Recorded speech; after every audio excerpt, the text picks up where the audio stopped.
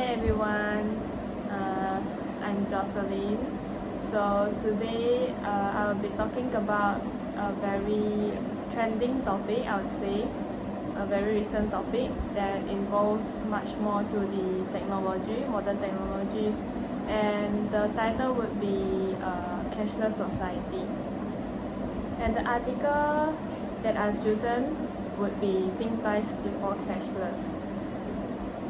We know that technology has always played a significant role in financial systems, in financial services, although that role has only been kind of a support. But today, however, especially due in part to the pandemic, which has brought powerful economies to their knees, many industries and governments have turned into that one thing that will help them weather their uncertainties, which will be cashless transaction. Now let me ask, how would you guys like to pay?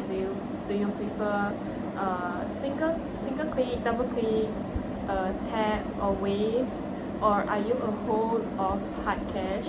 If it's the latter, you are fast becoming the exception. So between our growing enthusiasm for online shopping, the ease and speed with which we can now make electronic bank transfers, and the inexorable rise of cards and the advent of digital wallets, more and more of us are shunning physical money. And this is still a relatively recent trend, just like what I said previously. This leads to the topic that I'll be discussing today. So an article wrote by Satyajit Das with title Think Twice Before Going Cashless caught my attention, and I'll be dissecting this article part by part and talk about my opinions on his words on his text. So now let me introduce the author, Satyajit Das. He's an international respected expert in finance with over 30 years of experience. He was born in Calcutta, India in 1957. His family emigrated to Australia when he was only 12. He worked for the sell side of banks such as Citicorp Investment Bank and Merrill Lynch that acted as a consultant in advising banks, investors, corporations, and even bigger scale like central banks throughout the world. He has been within touching distance of many of the pivotal events in finance during his long career. So what makes such an incredible person to write, which will be a very recent topic under the Going Cashless? For me, after I read his article, questions like are digital payments and cashless society beneficial? Does the pros worth the cons that will arise when implementing such a big social change? These questions appears to be circulating in my mind after I read his article, which highlight the issue about the world who are evolving into the digital payment and cashless transaction. The argument made by author would be going cashless should not be simply implemented as it comes with a great variety of consequences. But I think that cash is just a vessel with a perceived value that we, the society, has agreed upon. There's nothing stopping us from actually doing the same with bits of code stored in data center, right? So it's technically unstoppable for us to go cashless. But I think that the aim of going cashless should be accompanied by ample scrutiny. He highlighted the fact that there will be many consequences that comes when we go cashless. He pointed out that most arguments in favor of demonetization don't stand up to scrutiny, and those that do should raise other concerns.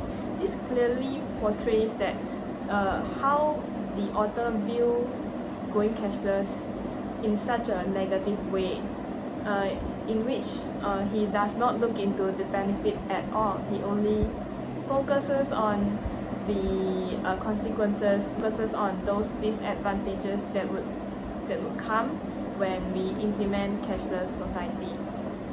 On the other hand, he said that forcing citizens to do all their spending digitally would also provide states, which means we will provide the government with unprecedented levels of personal information.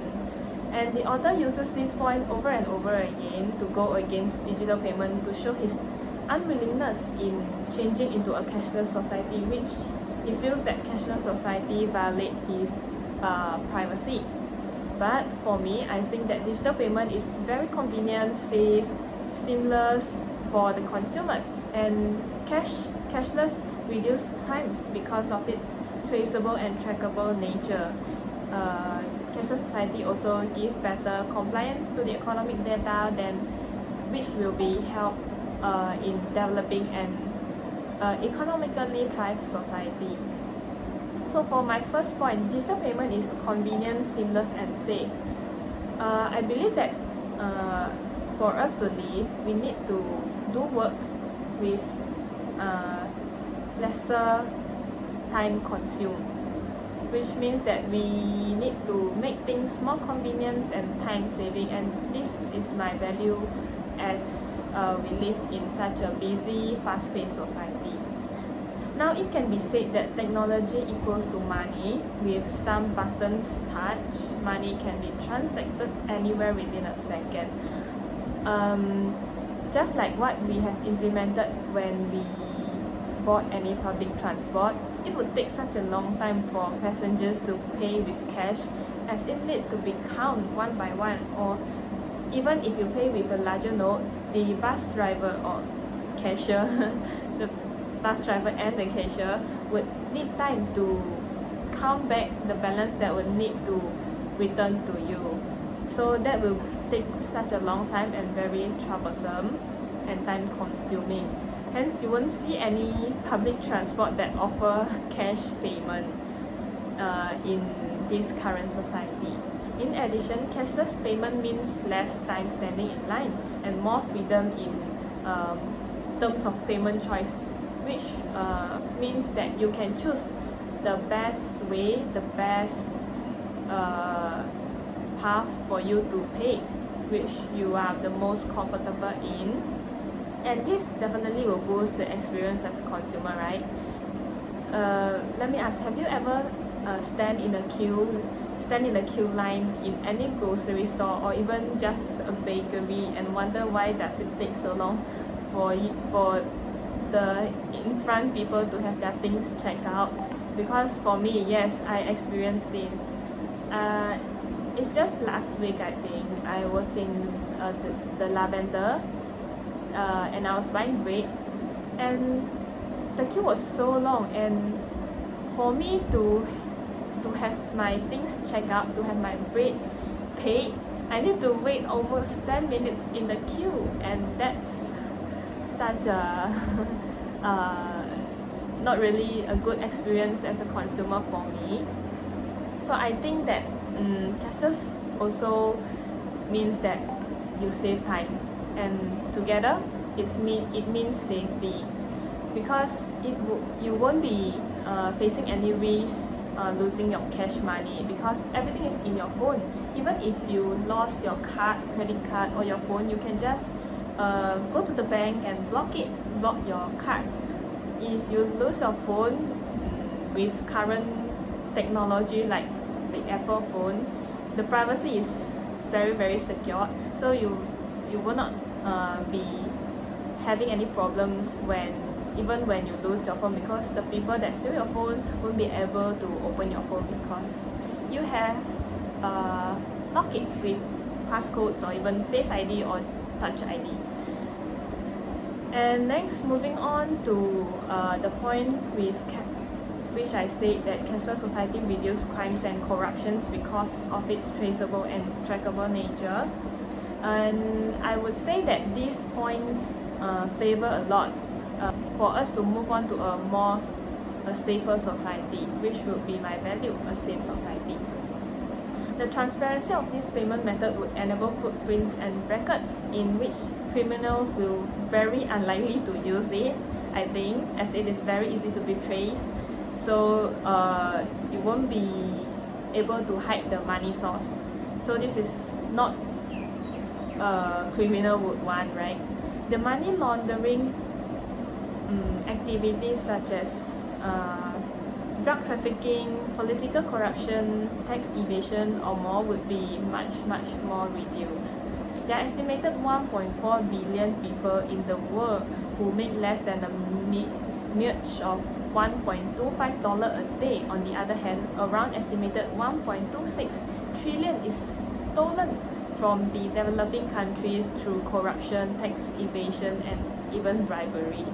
We can see that that this is money laundering is kind of a common thing, I would say, in developed countries with people still using cash, because cash is not traceable. It's only a tool that you can use it anonymously.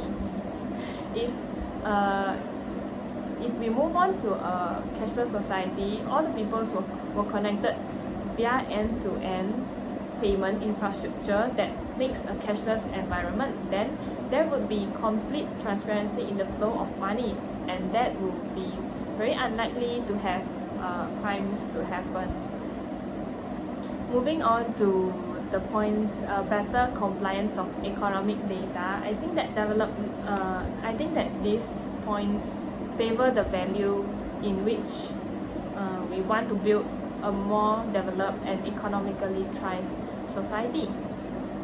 An economy driven by digital infrastructure enables the government administrator to eliminate potential financing of any anti-national activities such as terrorism. It also allows businesses and companies or even banks to have data-driven marketing. What is data-driven marketing? Data-driven marketing is actually marketing way that is accounted from a lot of data. So it helps company to be at the forefront in decision making, as they know what the consumers and the society demand for, because you have a lot of data, so you can do a lot of foreseeing, so you can make a better decision. That's what an easier way to have it presented to you. So everyone wants to be the main character in their own life. I believe this, and people like to be special. They want to feel unique. So if things that are data driven, which means they can cater to the specific needs of the consumers. So when the things are released, they feel that the things are specifically to them. Hence, by having sufficient data to work on programs and services that aim for potential consumers, results and profit will soar highly, and it will also help in the country's economy. Now, moving on, I believe that my beliefs challenge the author's view, as I favor going cashless and moving towards a cashless society. I believe that in order to take a leap into any modernization in terms of technology, in terms of this cashless payment, risk must be taken, and that will be the transition from traditional to modern. So I do not agree with the author who only look at the dark side of cashless society. While there are so many benefits that will gain as a consumer who go cashless, and certainly also the business owners. I understand that the changing into the new norm would be will have very profound implications on some of the most basic of society, but there's no rose without a thorn, believe me. Everything has its pros and cons. I understand what the author is trying to say, that privacy will be compromised when digital payment and online transfer are being made, as all of the data would be recorded. But in current society, what privacy do you still have? To be very frank, what privacy do you still have? So things in this world are mostly uncontrollable, yet people always say we need to have control of our own life, but in which it's not really practical to have it said like that. This is because everything you use or even the things that you eat comes from the other industry, comes from other people. We are dependent on each other, and many of those things comes from the external activity that mostly we are not involved in. So you are also surrendering, it means that you are also surrendering anonymity, or a bigger word, I would say you are surrendering your privacy when you decided to register for a social media account, when you open a bank account, or even when you decided to post any photos on your social media. This means that your privacy is being violated. I would say you reveal things for the public to be seen. So everything we do in this modern society leaves trail, and it is easy for the government to have us track. However, I think that the benefit of cashless society certainly outweigh the disadvantages, and I'm willing to take the risk and apply for changes that will benefit our next generations in such a big scale. And to conclude, I think that a fully cashless society appears to be many years away. Hopefully I'm still there. But I think that with the introduction of cutting-edge technology and constant improvement of existing technologies with many innovative ideas, we might see a faster, a more transparent and a more secure cashless payments than ever. But only time will tell when we will truly become a cashless society. So